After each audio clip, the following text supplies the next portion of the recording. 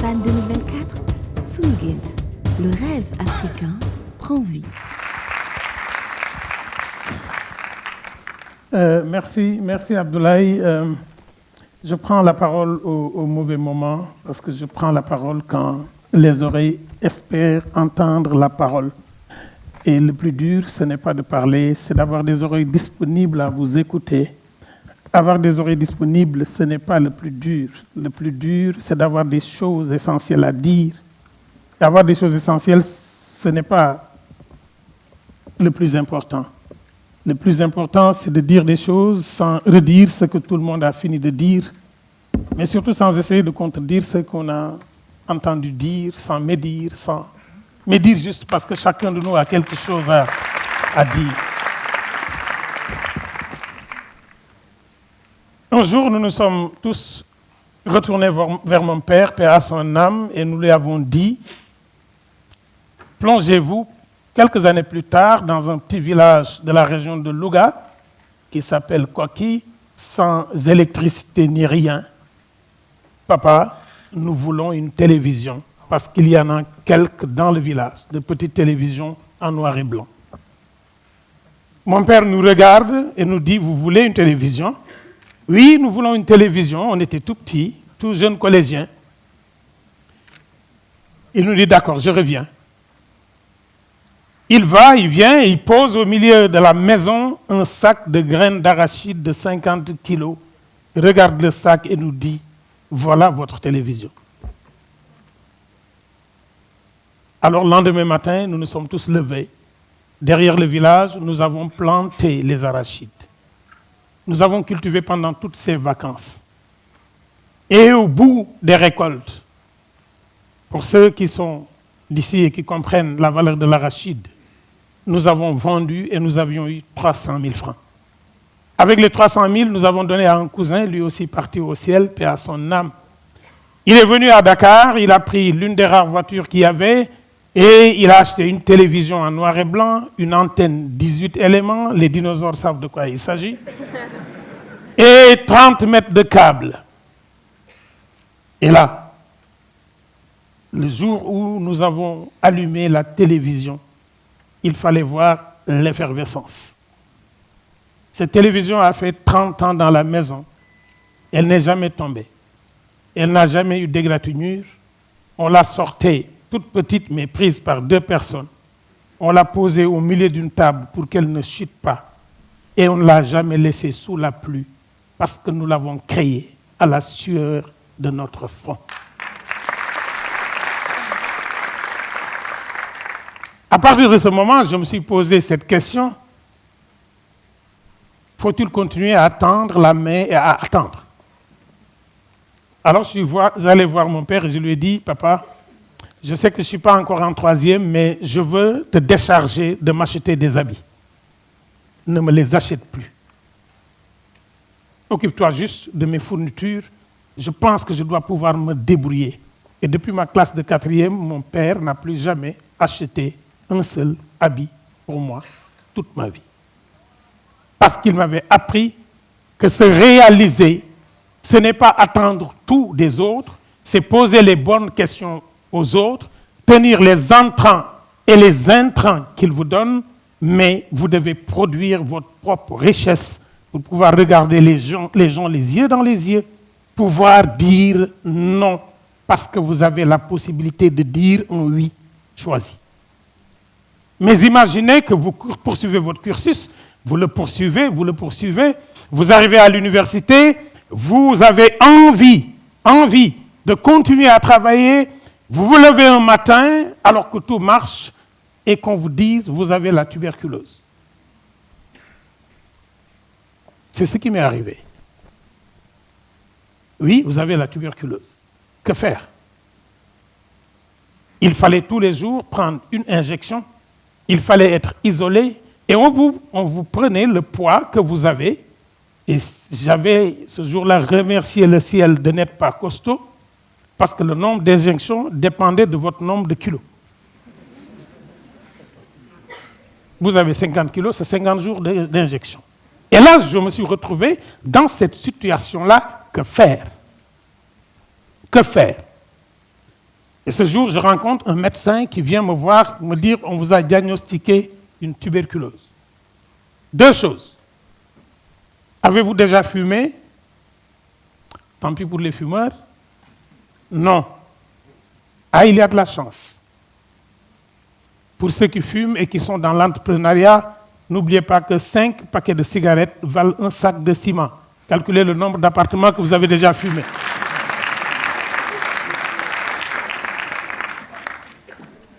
J'ai dit appartements, pour certains c'est un nombre d'immeubles. Et il me dit, je ne peux pas vous soigner, mais je peux vous accompagner à guérir. Je suis à Louga, dans une salle de l'hôpital de Louga, et dans cette salle de l'hôpital de Louga, tous les jours, les gens mouraient. Il y en avait qui étaient tellement souffrants qu'ils arrachaient leur perfusion pour partir. Et il me dit, si tu veux guérir, je peux t'accompagner. J'ai compris ce jour que je devais prendre la décision de guérir. Et j'ai pris sur moi. Tout ce qu'il fallait faire, c'est prendre les médicaments à temps, mais surtout qu'il y avait un nouveau protocole qu'il fallait essayer sur les gens. Et ce protocole-là s'appelle le protocole 2. Et je fais partie des premiers Sénégalais à avoir accepté parce que je voulais guérir. Mais malheureusement, au lieu d'un traitement de 6 mois, il y a eu un dysfonctionnement et j'ai vécu un traitement de 14 mois, ce qui a laissé des séquelles. Mais la question c'est, si je rate cette année universitaire, c'est compliqué. Mais j'ai la tuberculose. Donc il me fallait prendre le protocole 2 pour bloquer les possibilités de contamination des autres.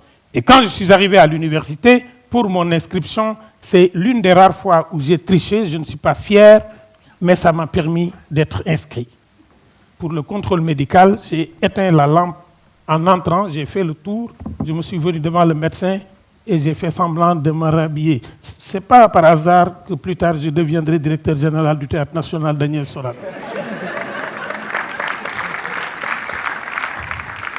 J'ai utilisé une technique, monsieur le directeur, que j'utilise depuis que j'ai 14 ans, parce que j'ai eu la chance, à partir de 15 ans, d'écrire des pièces de théâtre dans mon village, dans la région de Louga, d'écrire des ballets et de les monter. J'ai eu la chance, à 16 ans, d'être président de l'ASC de mon village, de mon quartier, et d'être dans le mouvement navétane. Donc j'ai utilisé cette technique, brièvement, pour me faire inscrire à l'université, pour ne pas rater mon année. C'est comme ça que tous les matins, allant à l'hôpital, je prenais mes médicaments pour venir faire mon cours. Parce que j'avais compris qu'il y avait des choses dont j'étais responsable et d'autres dont je n'étais pas responsable, mais j'étais responsable d'une chose, de ma volonté. Et j'ai compris que les victoires de la vie les plus essentielles, nous les oublions. Si aujourd'hui, je vous demande quelle est pour vous la première victoire que vous avez remportée dans la vie sur vous, vous allez vous situer à des années plus tard. C'est votre premier cri, votre première respiration à la naissance. Personne ne vous a aidé à le faire et vous ne saviez pas le faire pendant 9 mois. Vous avez réfléchi? Non. Vous avez voulu respirer? Oui. C'était tellement dur que chacun de nous a crié. Mais c'est notre première victoire. Et cette victoire-là, je m'y suis accroché. Cette image de mon père, je me suis accroché. C'est pourquoi, quand plus tard j'arrive à l'université et que c'est compliqué, j'habite à Guédiawaye, là où il y a l'hôpital d'Al Djam, il n'y a que 2 bus pour venir à Dakar. Je fais le choix de tous les jours marcher de Golfe Sud au centre sauvegarde pour prendre le seul car qui existe et venir à l'université et marcher parce que je ne pouvais pas passer la journée à l'université parce que je n'avais pas d'argent. Mais je vous dis, cette résilience, je l'avais apprise dans mon village parce que je suis d'une famille de forgerons. Et quand on quittait l'école, on allait dans la forge et on faisait de petits fourneaux qu'on vendait pour avoir de l'argent de poche. Et à l'intérieur de la forge, il y a un outil qui s'appelle enclume. Et l'enclume, dans la langue des forgerons, s'appelle décou. Décou, Cela veut dire savoir supporter les coups sans changer de forme. La résilience, ça s'appelle des coups. Et j'ai dit, cet instrument-là sera mon totem. Imaginez que vous avez 14 ans, 13 ans et demi même, que vous êtes à Louga en train d'apprendre. Imaginez que vous veniez de revenir de l'école et que vous vous rendez compte que personne n'est dans la maison, vous êtes seul. La famille a déménagé à Dakar. Vous avez le choix entre ne plus aller à l'école et pleurer. Alors ce jour, j'ai décidé que je n'allais pas manger à midi, mais je ne raterai pas le cours de 15 heures parce que cela dépend de moi. Alors c'est pourquoi plus tard, vivant de cela, continuant, quand j'arrive à Genève, dans le cadre d'une adaptation de l'Antigone de Sophocle, et qu'on me met à Vendeuvre, je reçois un appel d'ici. Tu es à Genève, l'actuel ministre de l'Enseignement supérieur y était en ce moment, Gorgui Wadoundo, journaliste, était à la tribune de Genève. Tu es à Genève, tu as la chance d'avoir pris un avion. Est-ce que tu vas rester ou est-ce que tu vas revenir? J'ai juste dit à celui qui me l'a dit, celui qui est venu me chercher pour faire l'adaptation, il est venu me chercher où? Il est venu me chercher à Dakar. Donc si je quitte Dakar, les autres qui voudront venir me chercher, ils vont me trouver où? Dakar est mon repère. C'est pourquoi je n'ai jamais quitté l'Afrique. C'est pourquoi c'est à partir d'ici que j'ai appris à me construire, mais je me suis construit en m'ouvrant au monde. Mais quand j'arrive à l'université plus tard, parce que je n'ai que 15 minutes et il ne m'en reste même pas 4, et que je fais mon doctorat, et que dans des situations très compliquées, on m'interdit l'accès à un poste. Je dis, c'est dans la tête. Ils peuvent m'interdire d'accéder ici, ils ont leur système. Mais il y a quelque chose qu'ils ne peuvent pas m'interdire, c'est faire ma passion, être dans la recherche, faire du patrimoine un levier de formation de nouveaux leaders. Et c'est pourquoi j'ai pris tous les investissements que j'avais, j'ai fait un prêt bancaire et j'ai pris l'argent qu'on m'avait payé dans la collecte de comptes au Sénégal, en Bissau, en RD Congo, en Angola et au Mozambique. J'ai mis tout le paquet et j'ai créé un centre qui s'appelle la Maison de l'oralité et du patrimoine Kër Leyti. Parce que pour moi, si tu meurs, on ne peut pas porter tes habits. Si tu meurs, on peut rentrer dans tes voitures. Si tu meurs, on peut hériter de ton argent. Mais ce qu'il y a dans ta tête, si tu le gardes et que tu meurs, c'est un échec social et c'est l'échec le plus lamentable.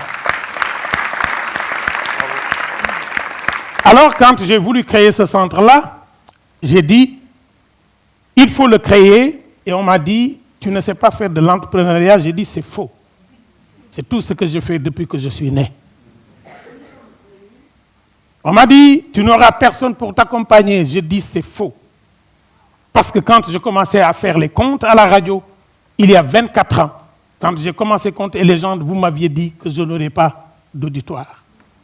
Aujourd'hui, la Maison de l'oralité a fait de moi un référent pour le patrimoine mondial, a fait de moi celui qui a porté le dossier d'inscription du Thiéboudjen sur la liste représentative du monde.